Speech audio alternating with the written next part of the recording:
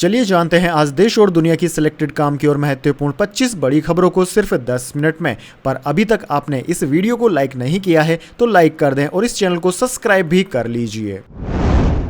Cement मिलाई और फिर दीवार की चुनाई करने लगे मजदूरों से कुछ इस अंदाज में मिले कांग्रेस नेता राहुल गांधी। जी हां दोस्तों, कांग्रेस सांसद और सदन में नेता प्रतिपक्ष राहुल गांधी गुरुवार को अचानक ही मजदूरों के बीच पहुंच गए और उनकी समस्याएं सुनने लगे।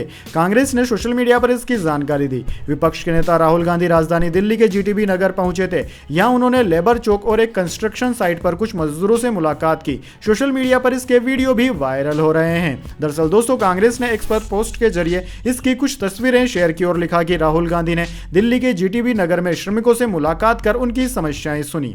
चलिए जान लेते हैं इसके बाद अगली खबर। प्रेमानंद महाराज ने रात की पदयात्रा बंद की। हाथरस हादसे के बाद फैसला लिया, बोले श्रद्धालु रास्ते में दर्शन के लिए खड़े न हो। जी हां दोस्तों, हाथरस हादसे के बाद प्रेमानंद महाराज ने मथुरा में अपनी रात की पदयात्रा को अनिश्चित काल के लिए बंद कर दिया है। श्री हित राधा केली कुंज परिकर की ओर से जारी लेटर में लिखा है कि हाथरस में हुई दुर्भाग्यपूर्ण घटना हृदय विदारक और अत्यंत दुखद है। हादसे में हम सभी की संवेदनाएं परिजनों के साथ है। भविष्य में ऐसी कोई भी घटना न घटे, ऐसी ठाकुर जी के चरणों में प्रार्थना है। प्रेमानंद महाराज ने कहा कि कृपया कोई भी श्रद्धालु रात में रास्ते में दर्शन के लिए खड़े न हो, न ही रास्ते में किसी प्रकार की भीड़ लगाएं। चलिए दोस्तों जान लेते हैं अगली खबर।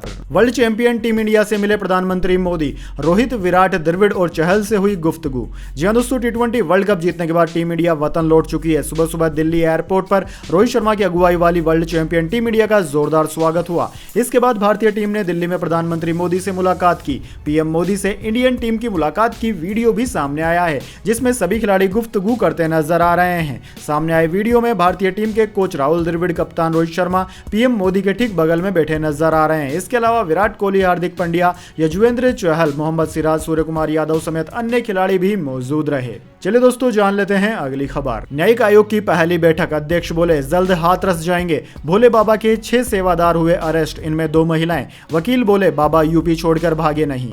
जी हां दोस्तों, यूपी के हाथरस हादसे को लेकर न्यायिक आयोग की पहली बैठक नेमिषारण्य गेस्ट हाउस में हुई। इसके बाद आयोग के अध्यक्ष ब्रजेश श्रीवास्तव ने कहा कि जरूरत पड़ी तो पुलिस और मीडिया कर्मियों के बयान दर्ज किए जाएंगे। बहुत जल्द आयोग की टीम हाथरस जाएगी और सबूत इकट्ठा करेगी। 2 महीने में जांच पूरी करके रिपोर्ट सरकार और प्रशासन को सौंपी जाएगी, इसलिए हम बहुत तेजी से काम करेंगे। वहीं दोस्तों, इससे पहले दोपहर में आईजी रेंज अलीगढ़ शलभ माथुर ने प्रेस कॉन्फ्रेंस की। उन्होंने कहा कि पुलिस ने आज 6 लोगों को गिरफ्तार किया। सभी आरोपी आयोजन समिति के सदस्य हैं, इनमें 2 महिलाएं भी शामिल हैं। चलिए दोस्तों जान लेते हैं अगली खबर। आतिशी ने टीचर्स के ट्रांसफर में अफसरों पर लगाए रिश्वतखोरी के आरोप। कहा आदेश पर तुरंत लगाएं रोक।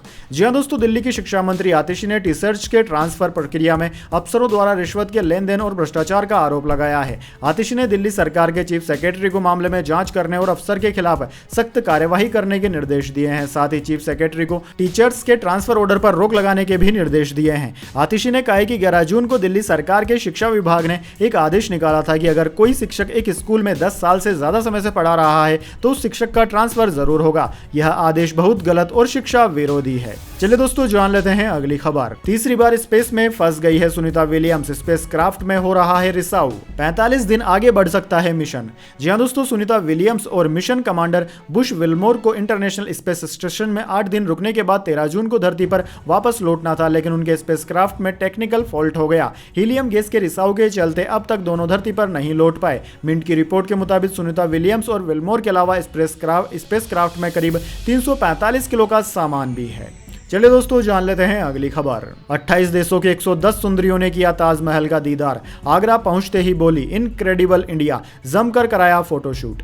जी हां दोस्तों, आगरा में 28 देशों के 110 विश्व सुंदरियों ने गुरुवार को ताजमहल का दीदार किया। हर देश की ब्यूटी पेजेंट विनर के लिए पर्यटन पुलिस ने पुख्ता इंतजाम किए थे। सुरक्षा के घेरे में इन सुंदरियों ने मोहब्बत की निशानी ताजमहल का दीदार किया। भारत में इस साल मिस टीन इंटरनेशनल 2024 का आयोजन किया जा रहा है। यह इवेंट जयपुर में होगा। सभी सुंदरियां यहां भाग लेने पहुंची है। इनके साथ पिछले साल की विजेता मिस टीन इंटरनेशनल भी पहुंची। सुरक्षा व्यवस्था के लिए पुलिस बल की तैनाती की गई है। चलिए दोस्तों जान लेते हैं अगली खबर। राजस्थान में डॉक्टर किरोड़ीलाल मीणा का मंत्री पद से इस्तीफा। बोले राजनीति पर धर्म का अंकुश होना चाहिए, वो भ्रष्टाचार के दलदल में फंस गई है। जी हां दोस्तों, राजस्थान के कृषि मंत्री और भाजपा के वरिष्ठ नेता डॉक्टर किरोड़ीलाल मीणा ने मंत्री पद से इस्तीफा दे दिया। आज एक धार्मिक कार्यक्रम में एक प्राइवेट चैनल से बातचीत के दौरान उन्होंने इसकी जानकारी दी। मीणा ने कहा कि वो 2 दिन से दिल्ली में थे। उन्हें पार्टी के राष्ट्रीय महामंत्री ने बातचीत के लिए बुलाया था, लेकिन उनसे मुलाकात नहीं हो सकी। मीणा ने कहा कि उनकी संगठन या मुख्यमंत्री से कोई नाराजगी नहीं है। मैंने इस्तीफा देने का कहा था, इसलिए मुकर नहीं सकता। कार्यक्रम में मीणा ने आज की राजनीति पर भी कटाक्ष किया। चलिए दोस्तों, जान लेते हैं अगली खबर। मुंबई पहुंचे कैनेडियन सिंगर जस्टिन बीबर। अनंत राधिका की संगीत सेरेमनी में परफॉर्मेंस करने का 83 करोड़ चार्ज किया। 5 जुलाई को होगा इवेंट।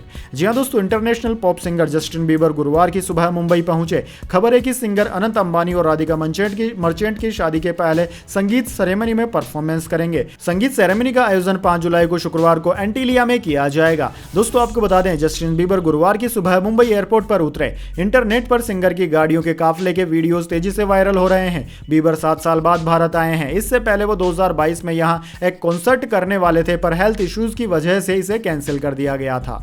चलिए दोस्तों, जान लेते हैं अगली खबर। आडवाणी अस्पताल से हुए डिस्चार्ज। बीती रात अपोलो अस्पताल में भर्ती हुए थे। 7 दिन पहले एम्स में सर्जरी के बाद डिस्चार्ज भी हुए थे।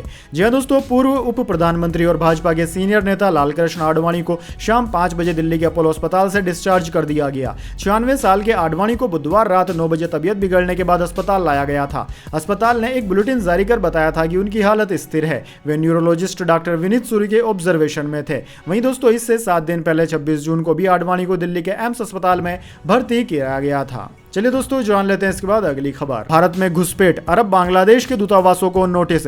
एमपी हाई कोर्ट ने विदेशी नागरिक की जानकारी मांगी। पहले बोला बांग्लादेशी हूं, अब अरबी बता रहा।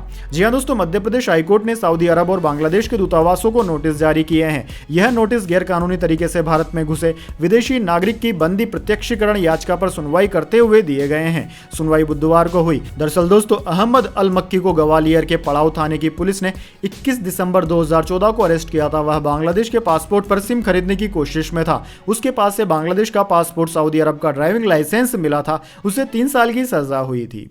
चलिए दोस्तों, जान लेते हैं अगली खबर। काजीरंगा नेशनल पार्क में 17 जानवर डूबे। बिहार में 6 और पुल गिरे। 15 दिनों में 11वीं घटना। 12 राज्यों में भारी बारिश का अलर्ट।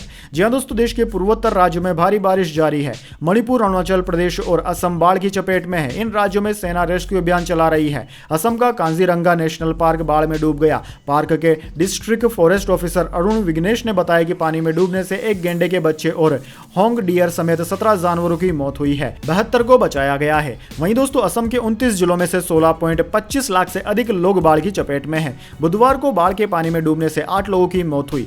सोनीतपुर, शिवसागर और गोलाघाट में 3 और लोगों के पानी में बह जाने की आशंका है। वहीं दोस्तों, दूसरी ओर इंडियन मेट्रोलॉजी डिपार्टमेंट ने 12 राज्यों में भारी बारिश का अलर्ट जारी किया है। इन 12 राज्यों में उत्तराखंड, उत्तर प्रदेश, बिहार, सिक्किम, उत्तरी पश्चिम बंगाल, अरुणाचल प्रदेश, मणिपुर, मेघालय, असम, नागालैंड, त्रिपुरा, मिजोरम शामिल है। इनमें अति भारी बारिश का अलर्ट जारी किया गया है। इसके अलावा दोस्तों, 17 राज्यों में भारी बारिश का अलर्ट जारी किया गया है। चलिए दोस्तों, जान लेते हैं इसके बाद अगली खबर। राहुल गांधी कल सुबह जाएंगे हाथरस। भगदड़ हादसे के पीड़ितों से करेंगे मुलाकात। जी हां दोस्तों, कांग्रेस सांसद राहुल गांधी शुक्रवार सुबह हाथरस जाएंगे। वे हाथरस में पीड़ितों के परिजनों से मिलेंगे। सूत्रों के मुताबिक कांग्रेस नेता सड़क मार्ग के जरिए रवाना होंगे। हाथरस में इस सप्ताह की शुरुआत में एक धार्मिक आयोजन में भगदड़ मचने से 121 लोगों की जान चली गई। मरने वालों में ज्यादातर महिलाएं और बच्चे शामिल हैं। इस घटना में स्वयंभू भगवान भोले बाबा उर्फ नारायण सरकार हरि की ओर से एक कार्यक्रम आयोजित किया गया था। इसी में भगदड़ मची, जिससे 121 लोगों की जान चली गई।